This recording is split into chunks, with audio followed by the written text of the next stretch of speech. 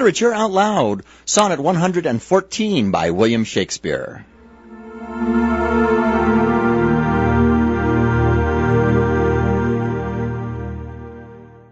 Or whether doth my mind, being crowned with you, drink up the monarch's plague, this flattery?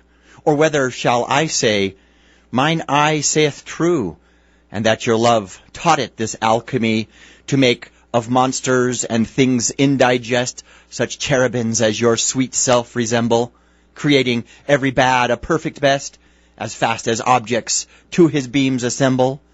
Oh, 'tis the first, 'tis flattery in my seeing, and my great mind most kingly drinks it up.